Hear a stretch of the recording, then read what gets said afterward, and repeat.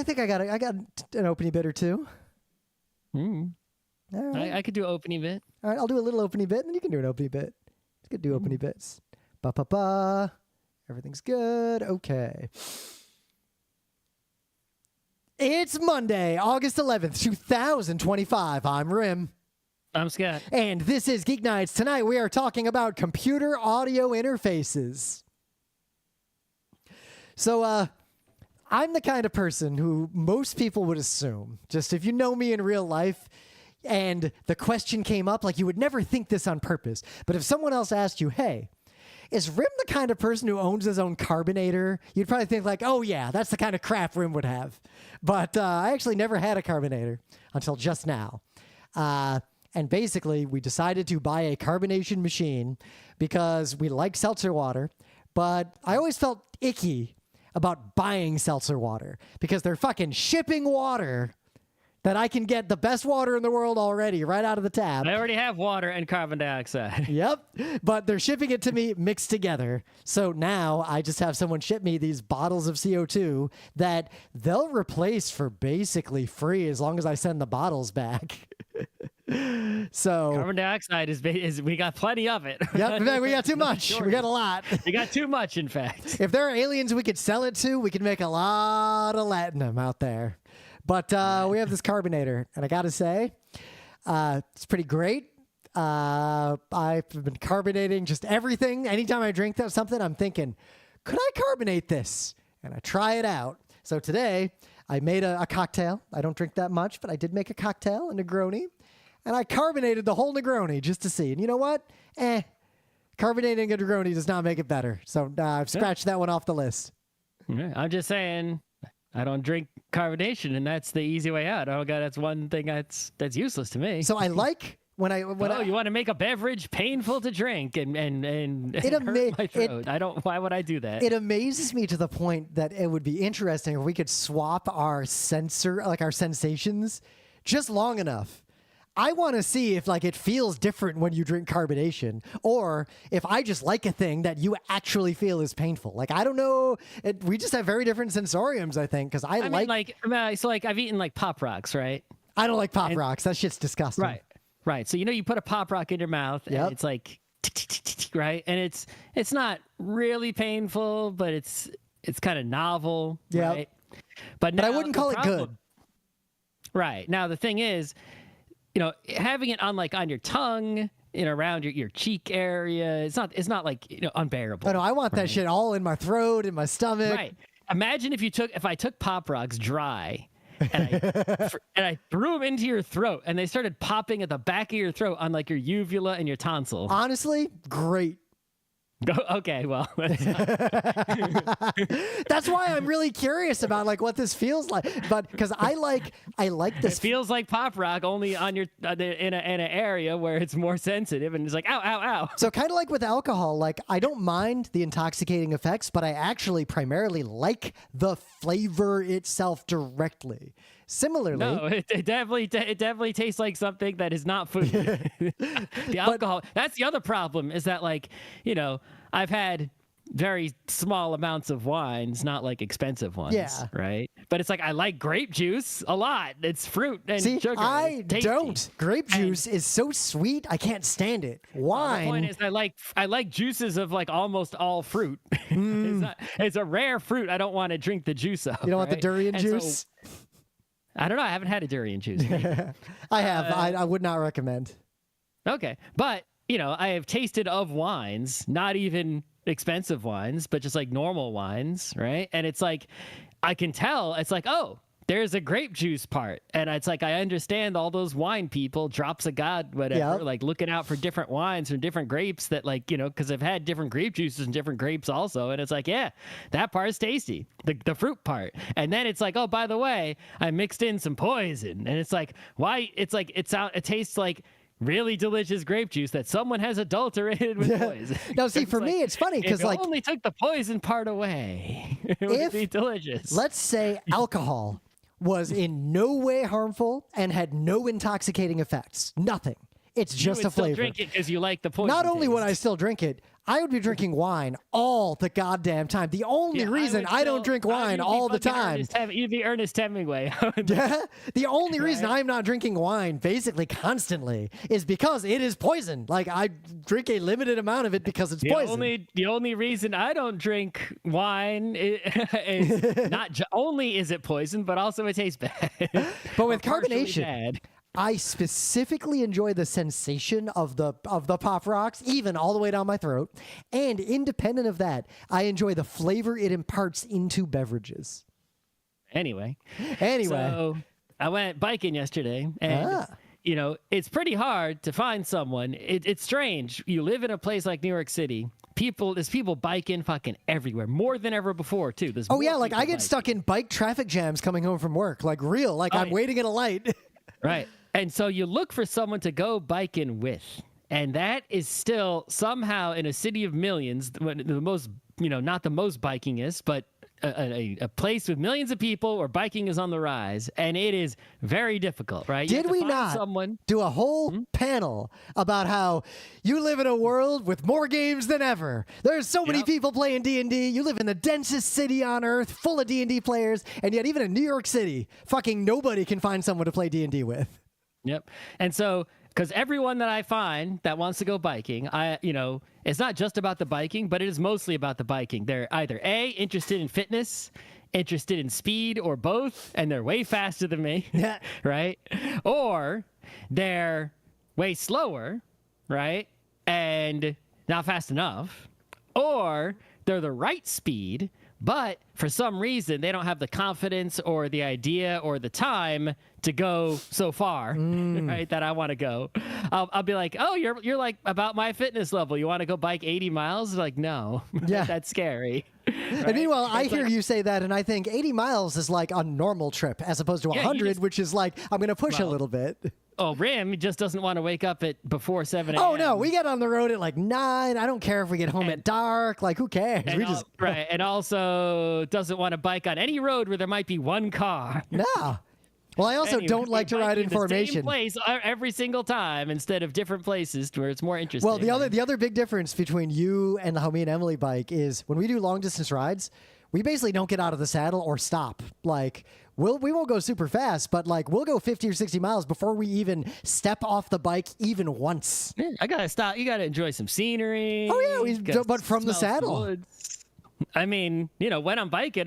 But if I find a nice town, I found a farmer's market yesterday. It's like I gotta stop at the farmer's market. You can't You can't be like, no, I gotta stay in the saddle. Oh my god, when we biked across New York State, there was one day we're in the middle of nowhere. I'm lucky enough to see a farmer's market while I'm biking. I'm eating the freaking blueberry whatever Danish thing. No, we were in the middle of nowhere and like really hungry and like like not looking forward to stopping and eating like the trail mix we had. And then in the distance we see a little town and we see a little like Amish market like in the town, and like I just started salivating at the sight of it in the distance. Anyway, so I convinced one person on the local Reddit who, because there was a ride someone else organized in the Astoria, the neighborhood Reddit, the neighborhood Discord that's somewhat related to the Reddit. Anyway, the neighborhood community, someone I know organized a ride just down to Brooklyn to eat some key lime pie, right? I convinced one of those people to bike, over the Tappan Zee Bridge and back down. But they were not sure of themselves. They had never biked that far before, right? But I guess I convinced them that they would be fine, and I would make sure that they would make it, and I wouldn't leave them behind, and whatever. And, we got to Tarrytown. No, it was like we went over the bridge. Then there was the farmer's market on the other side, right? But they were going slower than me, right? Right. Like I would have been. We left at 7. I probably normally would be home at like 1. We got home more like 4, but I just patiently waited for this person, and we rested in Tenafly, whatever. And I'm just like, listen, you're gonna make it. It's like just one big hill. We just had to go up one hill to get up to the George Washington Bridge because it's up on the Palisades and we're down here. And if you can get up that one hill, you could just cross the bridge and take the blue train home. You don't even need to bike home, right? And it's like, It's like, yeah, they were slow. They didn't have like a road bike. They didn't have squishy pants. It's like they just bought their helmet the other day, right? But they made it. Yeah. They made it. And I think people need to, it's like their butt probably hurts today, but the point is, right? Do not underestimate the distance you can go on a bicycle, no matter your fitness level. Yeah, they would. The words I often see describing this, which you have used too, are the relentless efficiency or the brutal efficiency of a bicycle. Of a non-e-bike. And this person, they didn't have a road bike. They had like some step-through steel fucking thing, right? It's like, and that probably was slowing them down a little bit. But that's not the point, right? The point is, they made it that far, right? Everyone else we saw on the road was looking like me, like with a road bike, with the drop handlebars and some kind of bicycle getup, with the cleats and everything. Every single other person we saw a lot of people on the road because we were in bike territory. They were the only person I saw the whole time who was looking like they were just biking around town, but they made it 60 plus miles and up a giant hill and everything. Yeah, it's they survived.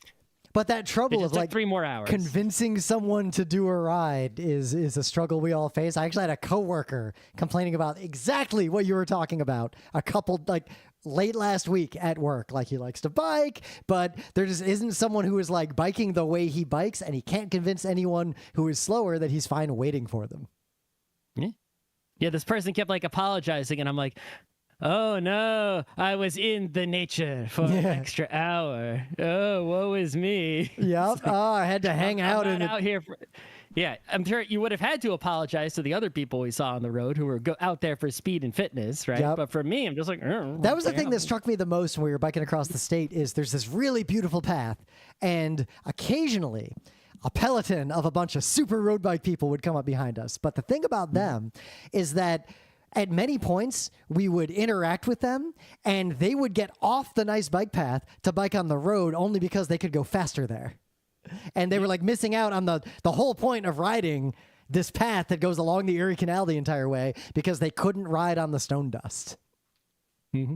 It's the same as people, there's a certain kind of attitude. It has nothing to do with the method of transportation, where it's like the people in cars who honk as soon as the light turns green. Yep. Right.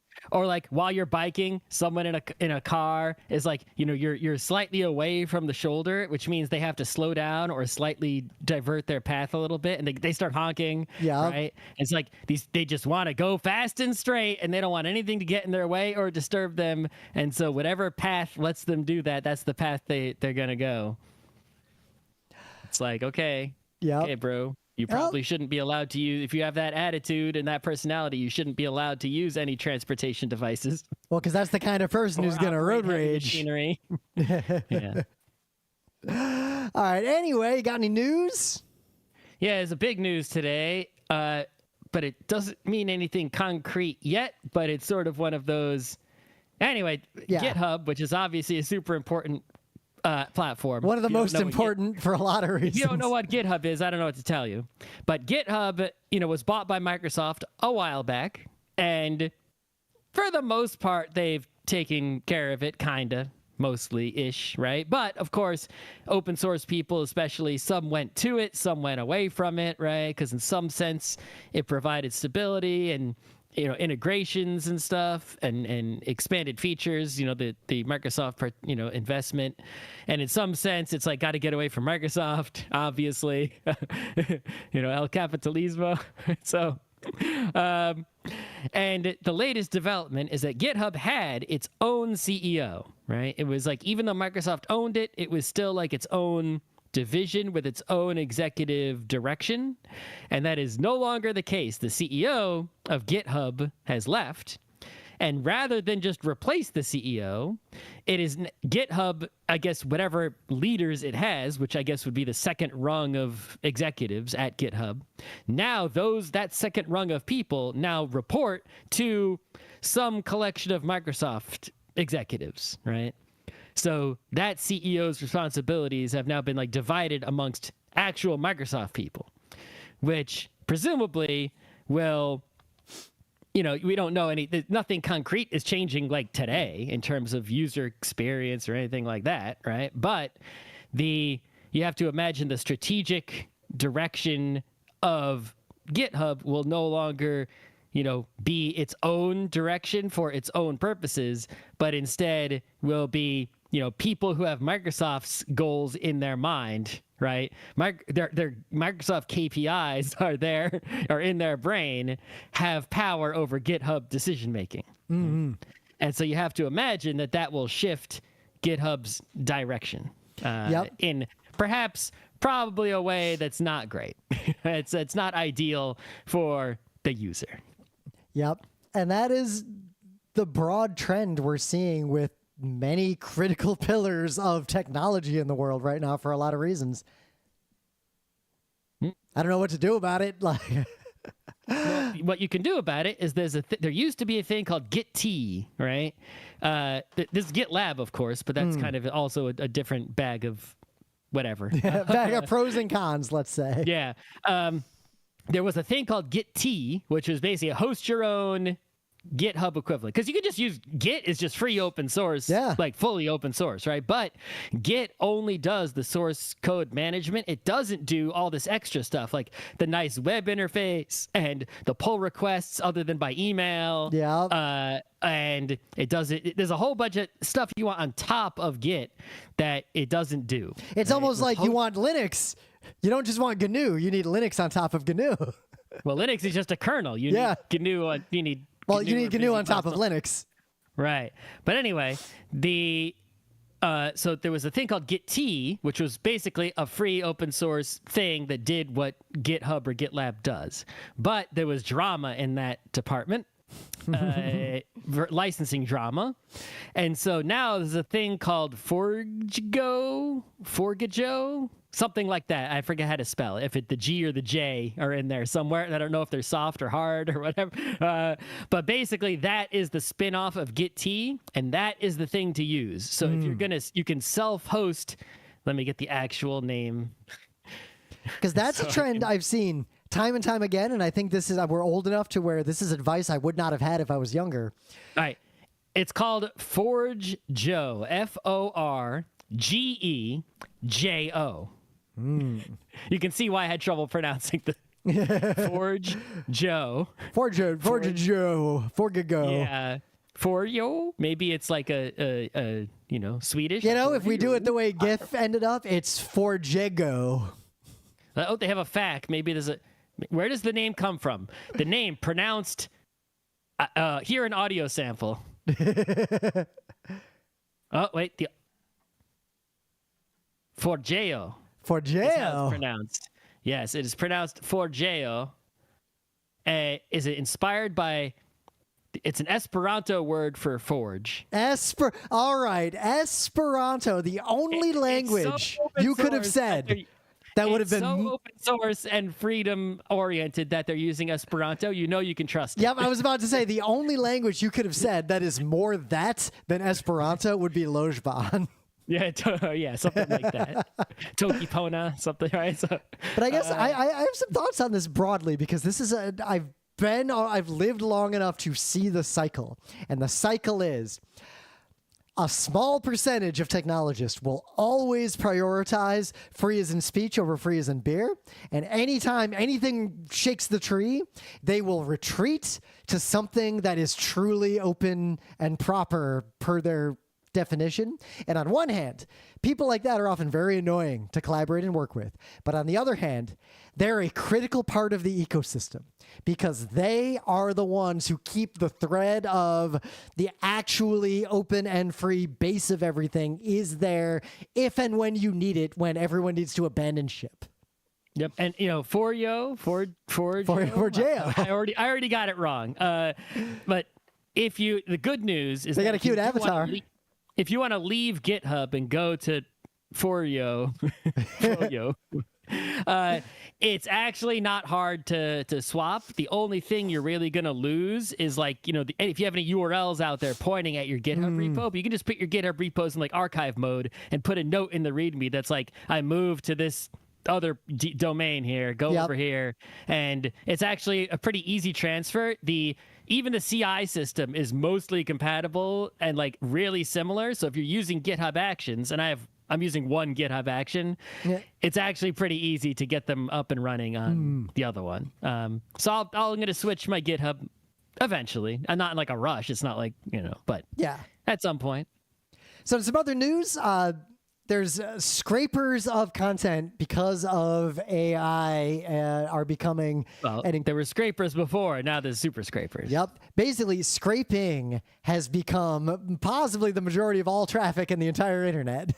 I find it's weird. The thing about it, I think, that bothers me the most is like, okay, people have made content available, HTML available by HTTP to the public, right? Yep. And someone says, okay, I'm going to go around and try to gather as much of it as I can in one place and make a backup. Basically, back up the web is what you're doing, right? And multiple people are doing this. And it's like, okay, it's probably good that more than one person backs up the web. But it's like, do we really need to... At some point, it's too much. It's like, how many backups of the web do we need? Shouldn't people, like, team up and, like, I'll back up this part, you back up that part? And well, then it turns into... Think about our human body and our immune system. We're walking around in the world, and billions of things are trying to kill us and break in constantly, and our body has to constantly deal with it. And we have a whole system, like, a significant percentage of all the calories our bodies consume is just protecting us from that invisible menace. And running a web server in the year 2025, if you put a naked web server on the internet, the amount of absolute bullshit that's going to come your way staggers the imagination. And it's invisible to most people because most people are doing anything they do on the web via very large, well-funded intermediaries that have solved these problems at scale. But as a result, it hides those problems. And we're hitting a point to where it's very hard to provide anything on the internet without using one of these big platforms as a result. Yeah, on the web, to be clear. Open, public, yeah. But independent of that, one of the things that scrapes the internet basically as a force of good is the Internet Archive. The Wayback Machine, the Internet Archive, these are really important to human culture, these kinds of initiatives. And yet, they're getting caught up in this for a bunch of reasons. So one, sites like Reddit don't want a billion things all simultaneously scraping them. It costs them money. But there's a more sinister ulterior motive, and Reddit is at the center of that. There are people who have content that is public on the internet or semi-public on the internet where they don't want anyone scraping it, not necessarily because those people are backing it up or doing anything good with it, because they want to sell that data to people to use in AI models, and they see that as an asset. But that data... Or also, it's like, hey, if I write a blog post, and, this happens even with, like, YouTube videos. Like, someone will make a funny YouTube video, and 10 other people have channels. They just download that video and re-upload it. And it's like, haha, I'm getting the traffic now for your content, and I make the money. And Reddit doesn't want you to make a copy Reddit that... So people don't go to Reddit and they don't get money. They get money when you go to their website. They don't want you getting the same information. But yet societally, having a public backup of Reddit with various snapshots, that is valuable to human culture and society. Of course. So as a result, this is a very complicated problem where there isn't an easy, quick answer right now. Though, fun fact, one day, this was a long time ago, Emily and I were watching a random compilation of YouTube videos of rabbits doing funny things. And then we had to pause it because we saw our own fucking rabbit in this thing.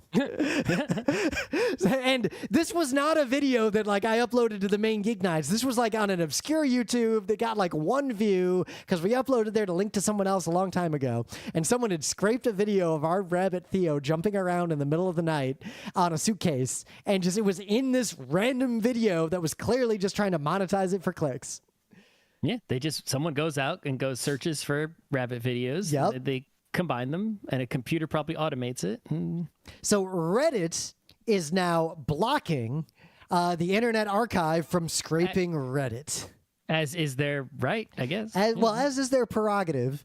I don't know how I feel about this space is so complex to where I hate to say it, the details, the specific details matter a lot. So it's actually hard to engage with because we have a lot of competing unresolvable interests right now. Independent of, let's say we solved all the capitalism problems around this. there are still other problems like electricity usage that are harder to solve. Like, this is one of the hardest problems to have a meaningful conversation about, and all the competing interests almost wash out to where all I can think of now is I don't super trust Reddit to exist that long, considering how things are going.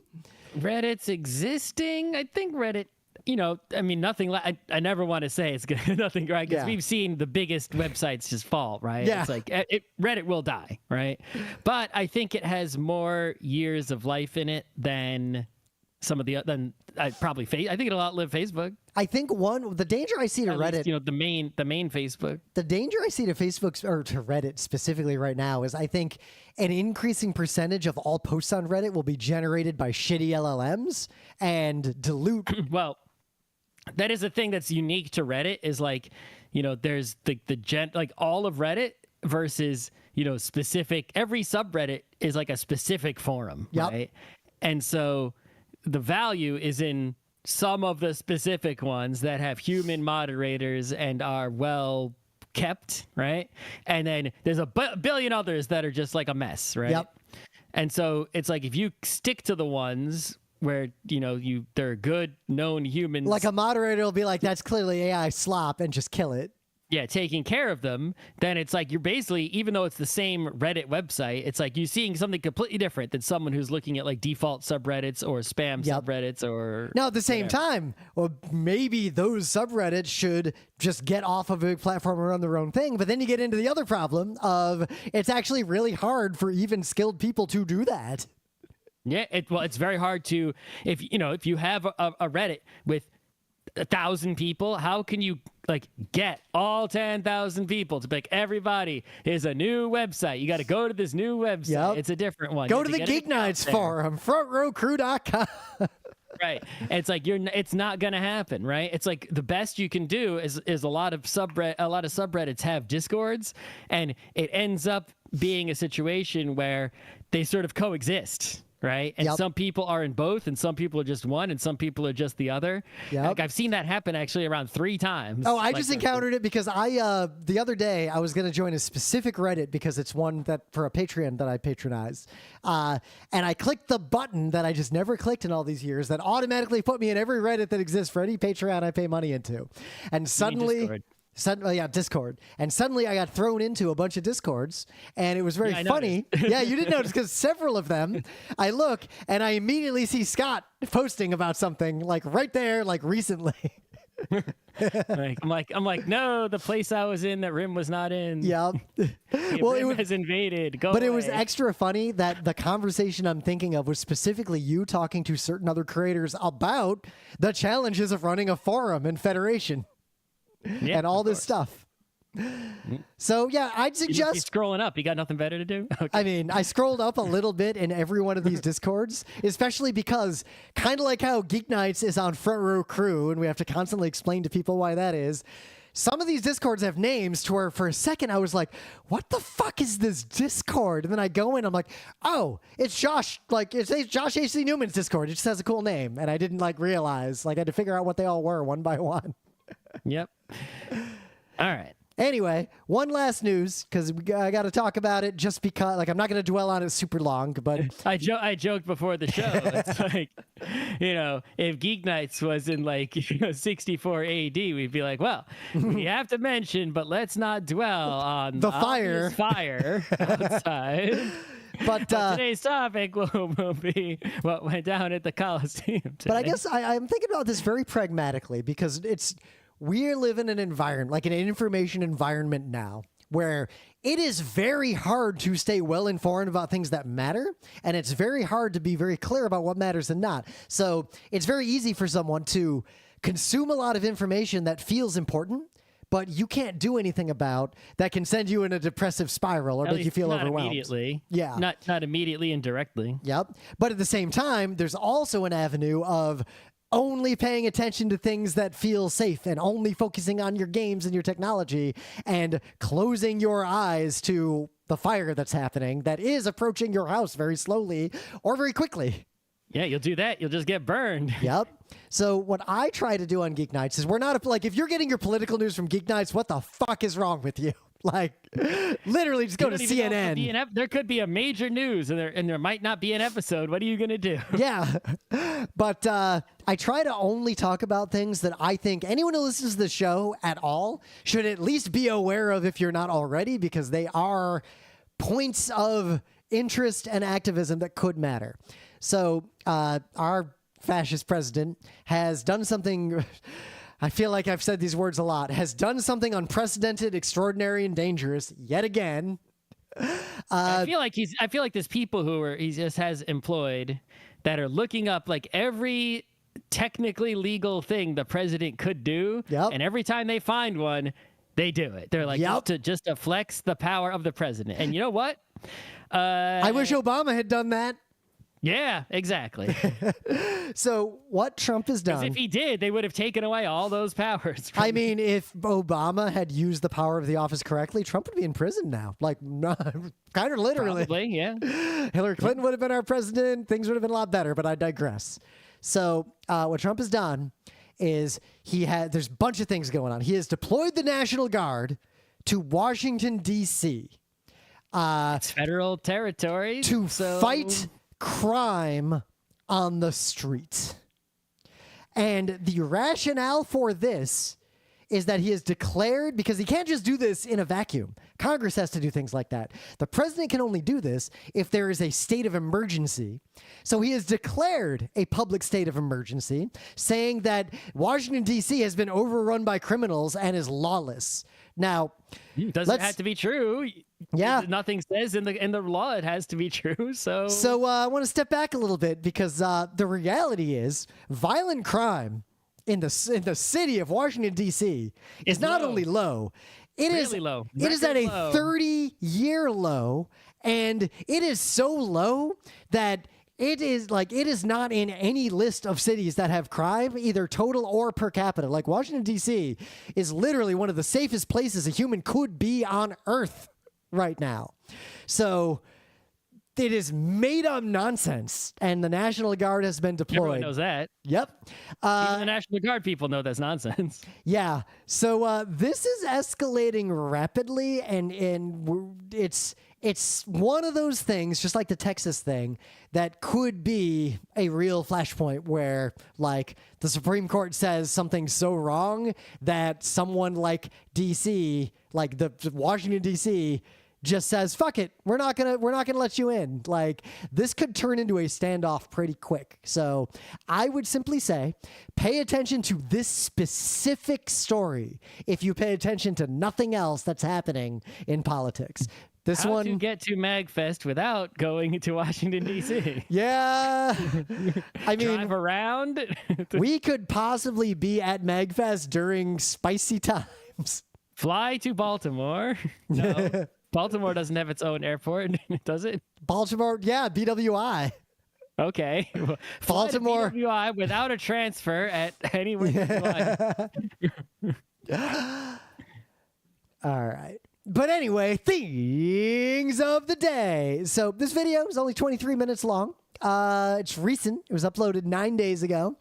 And this video basically is a very condensed history of Queens, the place we live, from the perspective of why is the map of Queens, like, why is it shaped the way it is, and why is Queens formed the way it is? Like, why is there this... Queens does have a weird shape. Yeah, Queens has actually... You know that Queens, relative to Brooklyn, right? Queens is north of Brooklyn. Yep. It's also east of Brooklyn. Yep. It's pretty much everything except west of Brooklyn. Yeah, it is south of Brooklyn.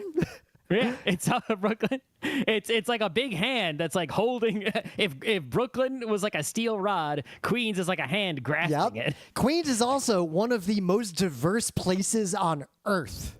It's possibly the most diverse. It might be the most diverse municipality in the entire planet, and that's like not an exaggeration. I forget how many hundreds of languages are spoken in Queens natively and fluently. Yep. It's a lot. But also Queens, like, if you've never been to Queens in New York City, it is a collection of like 50 or 60 like culturally distinct neighborhoods that are not just culturally distinct, but architecturally distinct. Like, in Queens, there is a major airport. Yep. The JFK airport. There There's are two major airports. There are multiple zones of There is- dense skyscrapers that might as well be Manhattan if you've never been to New York before. There are world-class stadiums for like tennis and baseball. Yep. There is right? an entire soccer. World's Fairground that still exists that hosted 2 different World's Fairs. That's where the stadiums are. Yep. There's a neighborhood where Rim lives where there are like skyscrapers. Yep. Right? There is a neighborhood far to the southeast where it's like, beach houses with like boat docks. Yeah. Both Queens.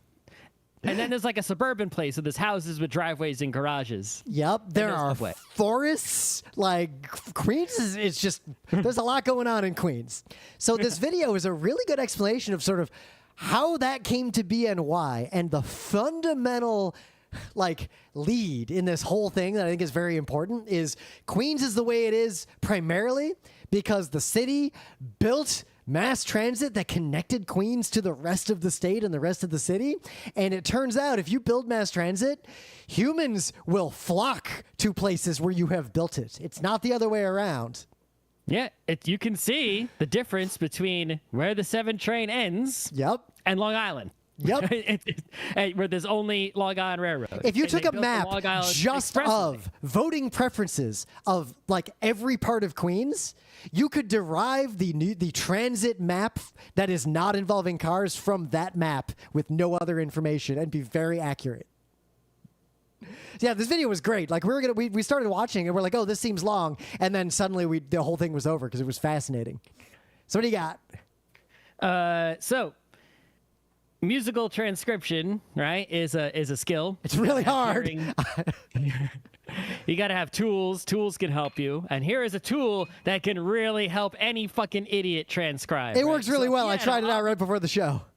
A piano cannot play every audio frequency ever because, I guess that's infinite frequencies, right? You could always be like, oh, yes, it's not 1,000 hertz. It's 1,000.067. Well, it could with advanced, complicated tuning, but that is not doable on the fly. Anyway, as far as human hearing goes, and as far as music goes, and sounds people want to hear, the keys on a full piano are almost always, like 90+% of the time, enough. The A in the middle is going to be 440 hertz ish. It's going to be enough different sounds that you're good, right? If a sound happens to land like right between 2 keys, it's like you're going to pick one. Right? It'll be fine. It'll be close enough. A human probably couldn't tell either way you chose. And so all you have to do theoretically to transcribe music is to look at audio wave, any audio wave, look at the frequencies at the samples, right? And do some Fourier transforms and break it down and say, okay, at this moment, we got these frequencies at this amplitudes, right? And line those up with the keys on a piano. And then if you press those keys, you'll basically make a sound really close to the sound at that moment. And so if you gather the moments, you can then play any sound. Like I could take Rim talking and turn it into piano keys, right? And basically what this is reverse rhythm game. It takes sounds that have already been made and turns it into piano rhythm game. And if you could somehow specifically a piano roll. Yeah, it makes a player piano roll effectively, but visually it looks like a rhythm game in reverse. And if you could somehow play it, it would sound pretty close to like what the original thing sounded like.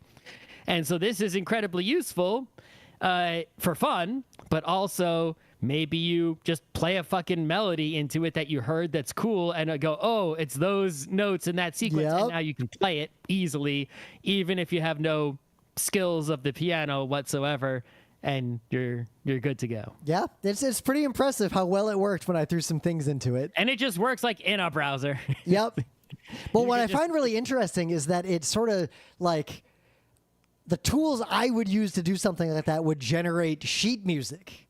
But the kind of person who would use this, most people who want to mess around with music and might have a keyboard, probably like they're not classically trained. They're just making music and having fun, and they're using the tools they have at their disposal. And this is a form that is more accessible to someone who happens to have a keyboard, but is not like a music professional like I was trained to be.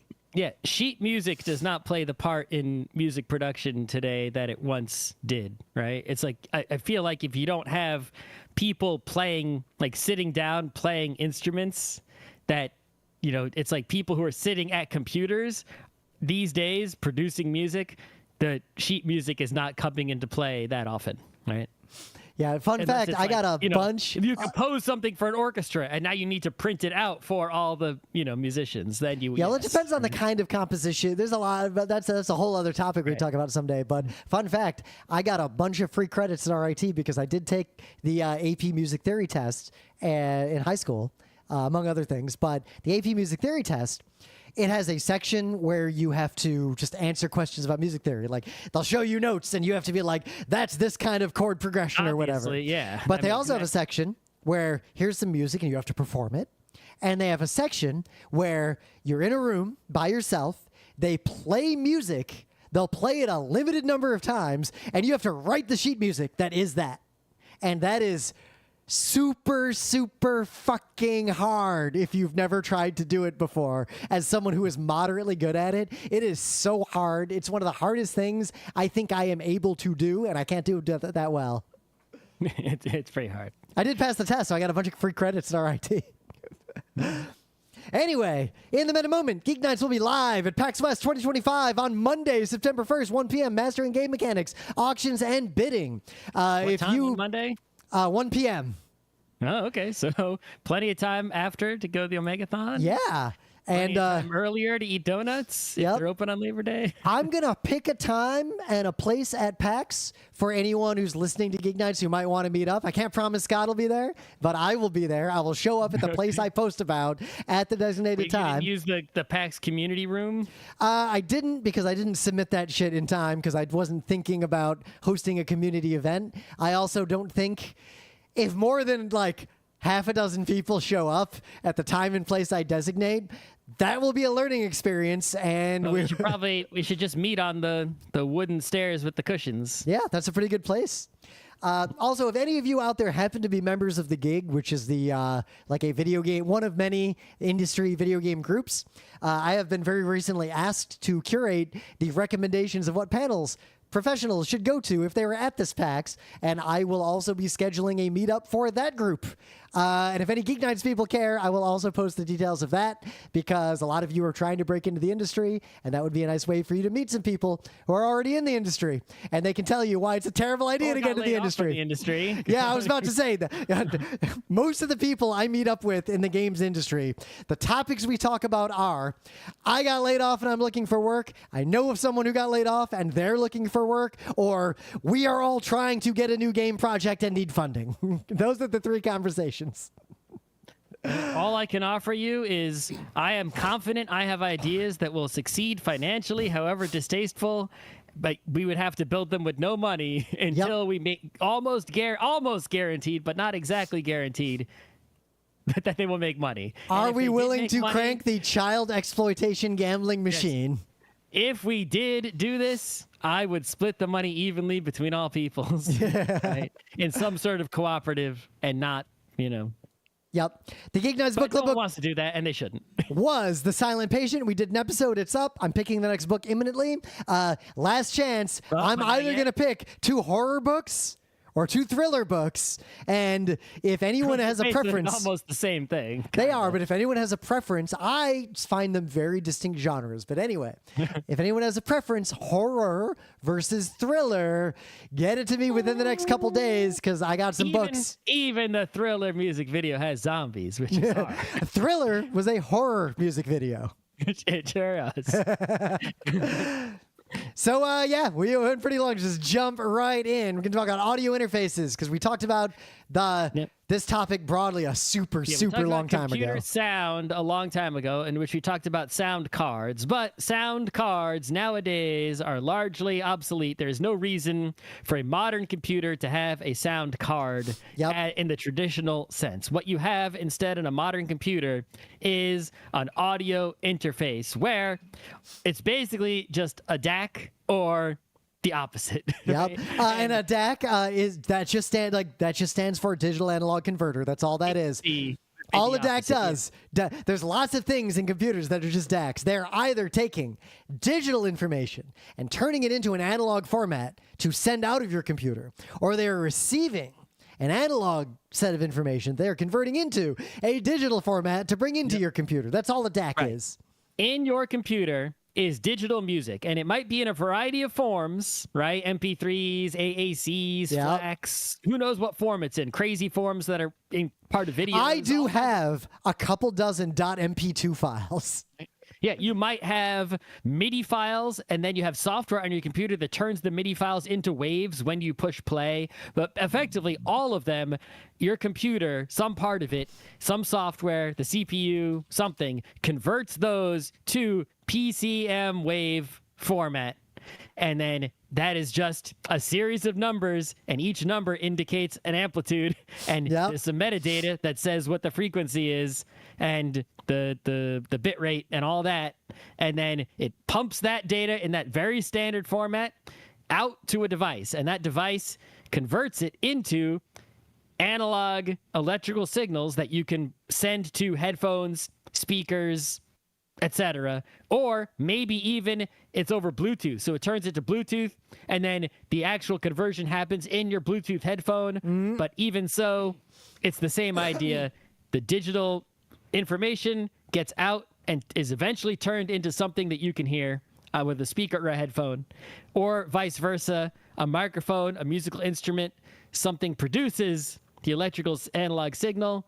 It has to get into your computer, which will then turn it into the PCM wave format so that your software or whatever can use it however. Yep. Now, I would say if you have no trouble with sound on your computer and you're just using whatever's built into your motherboard, because part of why sound cards went away is that every motherboard just has a sound card directly built into it now. That used to not be the case. I think most people are just like slapping in some AirPods with the MacBook and like that's it. Yeah. They're not, you know. Gamers sometimes are using the built-in sound card for reasons, but if you have a gamer headset, your gamer headset probably has a little dongle you plugged in, and guess what that dongle is? It's just a fucking sound card. It's just an audio interface. Yeah. And so for the most people, right, the basic audio interface is all you need. Is you expect that while you just connect speakers, you connect headphones, you connect with Bluetooth to the computer, you expect to hear sound. Yep. You connect a microphone to the computer, you expect to talk into it and have the computer recognize it. And that's going to happen because your computer has the connectors for that, probably on the motherboard or USB ports on the side of your laptop, or if you're still lucky, a headphone hole. Yeah. Or the Bluetooth or whatever connector you've got, and it's at the bottom of your phone. It's just gonna work. Yep. Right? So there's really only two reasons why you might need a dedicated audio interface. Either you want your computer to output sound to high quality speakers in a manner that is like not messed up by Bluetooth and stuff. But that's even not, there's a lot of ways to do that well without like a proper audio interface. But more likely, you want to record audio on your computer because most consumer audio interfaces are designed primarily for playing audio, not recording audio. And you'll run into a lot of quality issues if you're trying to record audio with them. Right. If you're just trying to record talking with microphones and you want to plug into your computer, there are plenty of people out there. They buy a really good or a somewhat good microphone that is like a USB microphone. Because that microphone includes an audio interface that's just directly connected to the microphone, and then the USB is just connecting that audio interface to the computer. Exactly. And those work just great, actually, most of the time. They do. They work super great. The only problem with them, and this is I'm not going to go too deep because this is a complicated issue, and it used to be more of a pain in the ass, and lately computers increasingly just kind of handle it. But basically, there's something you need to know. When you are recording audio, the precision of the timer that in the RAM DAC, the thing that is converting the analog signal to a digital signal matters a lot. If that is not super precise and regular, the audio will get recorded in, the industry term is a fucked up way. The audio will be fucked up. It'll be bad. It'll be inconsistent. But even worse, if you are recording audio in a computer, or you want to mix multiple sources of audio together, if they are not all using the exact same clock, not just they're all similarly precise, they all have to be using the same source of time, then it is likely effectively impossible to synchronize them. Right. If you, for example, went out and got a USB microphone and a USB guitar, and you tried to sing and play guitar on the same computer, it would probably be okay. Probably. Yep. But it might not line up, and you might try to line it up and find out you can't. And it would be like a little bit off. And I guess if you did it wouldn't matter so much for like a song, because a song might only be a short 3 minutes or so at the, but it's like if you go into some epic like 1 hour session, it might like start to get really off later on. Even when Scott records GeekNights at home in his professional audio interface, and I record my side of GeekNights here with a much more expensive audio interface. And you know what? Your interface is not that. I see it actually speeds up and slows down a little bit over time. Like it's not as regular. And two, it is very slightly slower than mine. So I have to synchronize our audio. Well, there's another issue with microphones that has nothing to do with the computer part, but it just audio in general is that, the speed of sound is quite fast, at least at human lengths. But if you get farther away or closer to a microphone, and then you do that, like if you're recording on a movie set and someone's holding a boom and they have to like pull the boom up away because the shot is like zooming out, and then they want to bring the boom close in, but they can't always. It's like they have to adjust for the difference in that timing, how long it took for the actor's voice to get to the boom, right? Like later, they have to fix that. Yep, in a lot of cases, it might not matter, but it can matter, and subtle timing differences. If you're only listening to that one audio track of like what the boom heard, it's fine because it just sounds like you were talking to someone who is occasionally walking a little bit away from you and walking closer to you sometimes by like a foot or two. But when you have that relative to maybe someone else's boom in the same shot, or the microphone that the actor is wearing, or some other audio on the set, and you've got to line those up, now you're in trouble. Well, an even worse problem there is the same audio is hitting a bunch of different microphones at slightly different times, and thus they are at slightly different phases, and that can cause a certain destructive interference, and that is basically impossible to fix in post. So I watched a YouTube video about a guy who made a thing to fix exactly that. Yep, it's tough to fix though. That's why there's the 3x rule. Generally, you want, if you have multiple microphones that are all recording basically the same audio, you want them to be roughly at least 3 times further away from each other than they are from the things they are recording.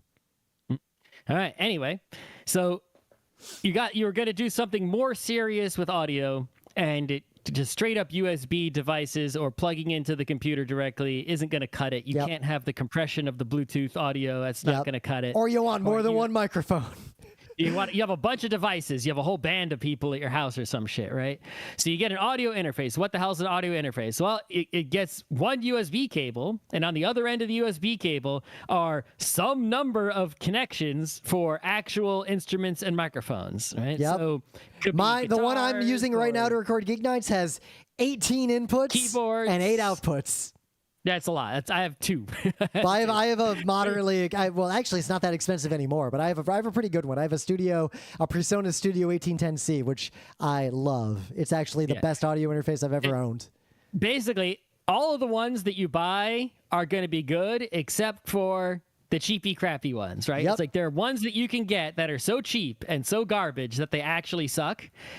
But as soon as you get into like the mid tier, they basically all have the same like chips in them from the same. Like they'll be the same level of quality, and all you're paying for with the more expensive ones, once you get that baseline, is more inputs and potentially more features around those inputs. That's it. Different user interfaces, higher quality construction, right? Yep. Or you could also sometimes better preamps. Like you will get better signal quality sometimes if you go up. The only other real difference is that for there's line level audio from instruments. Oh, I really want to hear you describe this because I'm the like super professional audio engineer.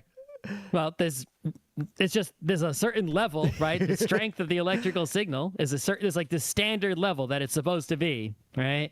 And if you got a microphone, most microphones that you get that are like analog microphones, they too quiet. They're not going to cut it. If you plug them in at line level, you ain't going to hear shit.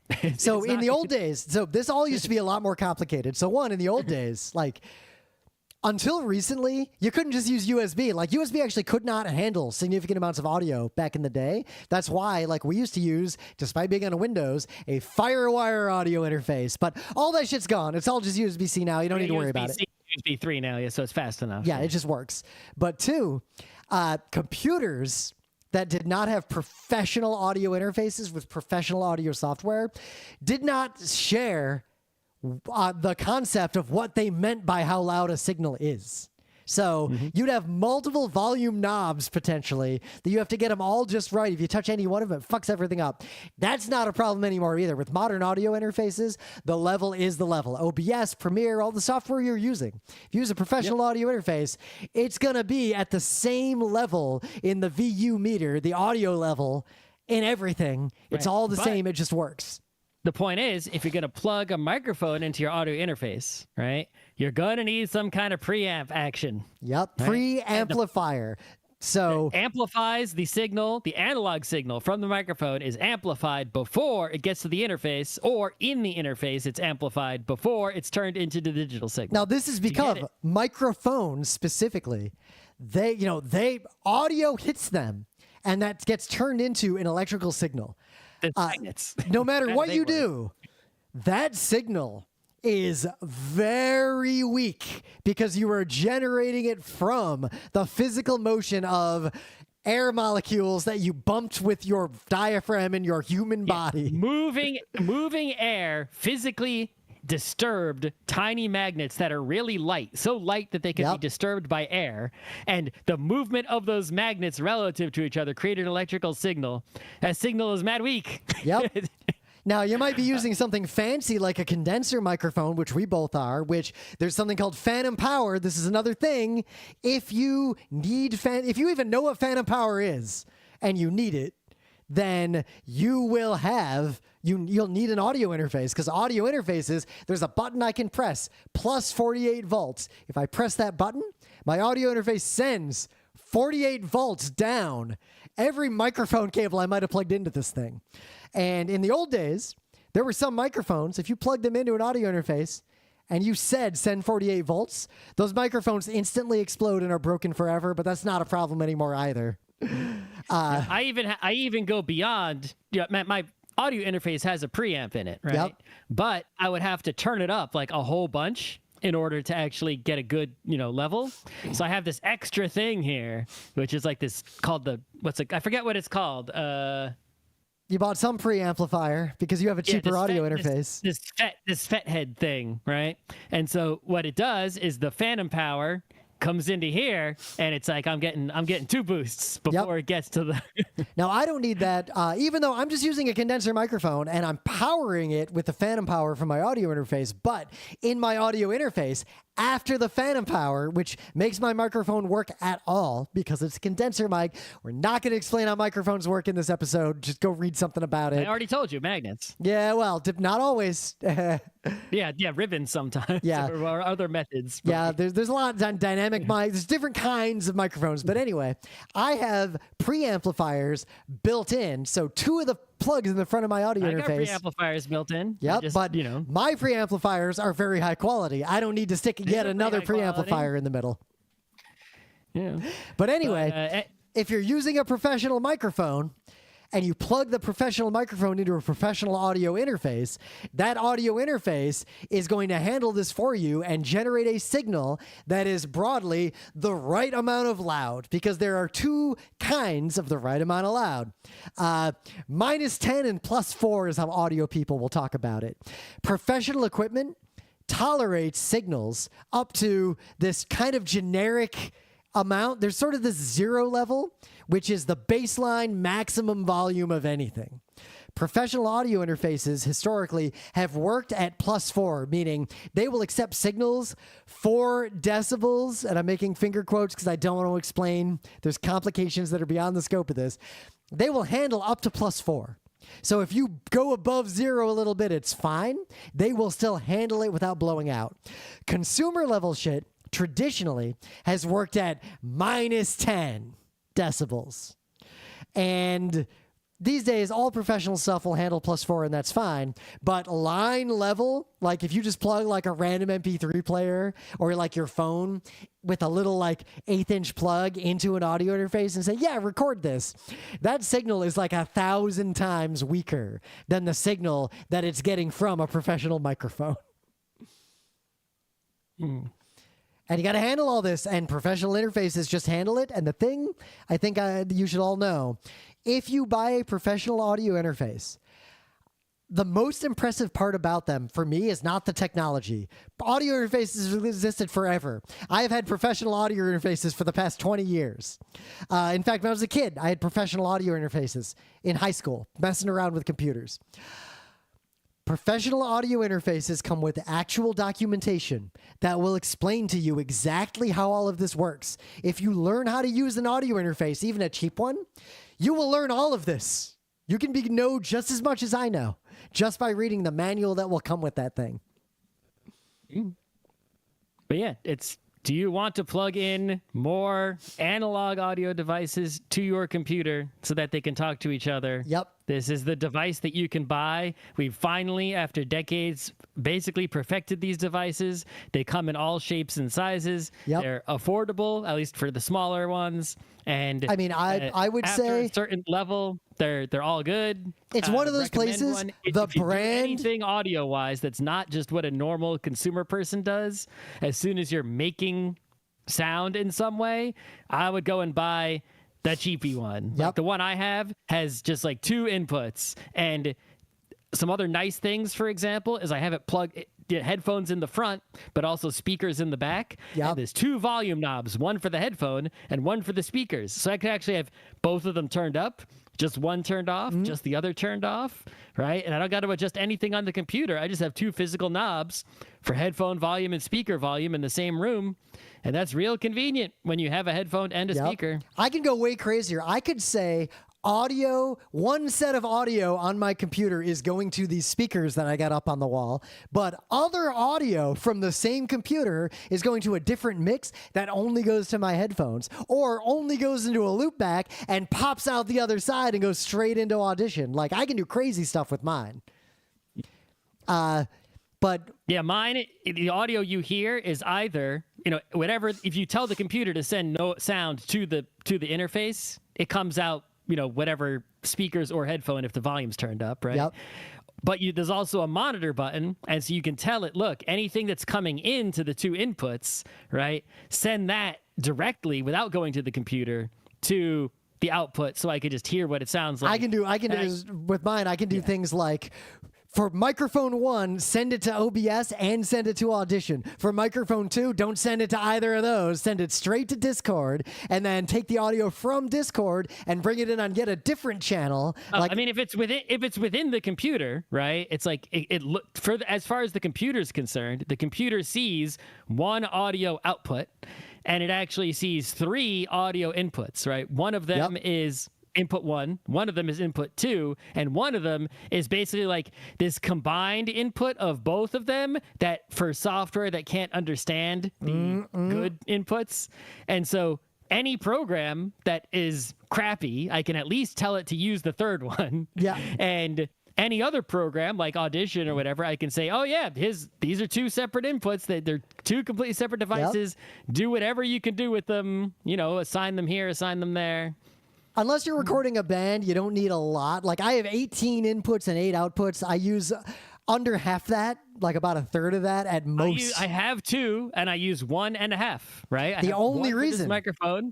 One for this microphone, and the other one, on the occasion that I have something else, like for example, I might have like a device that is playing some sound, right? Maybe like a game console or something, and I, rather than hold it up next to the microphone, I could just plug it directly into that hole, right, and then record whatever sound is coming out of it that way. I do it more for like why I needed mine is, and we haven't done this often lately. We used to do it a lot more before COVID, and we should start doing it again. But when we do like an interview with like multiple people, then I can have 4 people here physically recording, and I can have multiple sets of people that are on different channels remotely, all coming into the same thing. But anyway, I can have 2 people. The brand.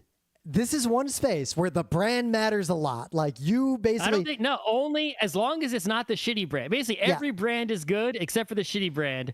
Behringer is the shitty brand. Yeah, Behringer used to be better. They are bottom of the barrel now. Like, do not buy a Behringer. It's the cheapo brand. I personally very highly recommend PreSonus because one, I have the Focusrite, which is also very good. Yeah, PreSonus's high-end stuff is 100% fully like professional capable, but their discount stuff is also really good. Like their Audio Box Go, like the cheapest thing they got, it's $80, and you know what? It's fantastic if you need an audio interface. Almost all these different brands, all of them have like the same chips in them. It's like you're really buying the same device just from different companies. But I have had personally very good experiences with the PreSonus builds being invincible, lasting forever. Every piece of PreSonus kit I've ever bought, some of which is shockingly old, like the old, A10 whatever that we used to use with Firewire back in Beacon, I still have it. It still works great. I've dropped that thing down flights of stairs before. It's fine.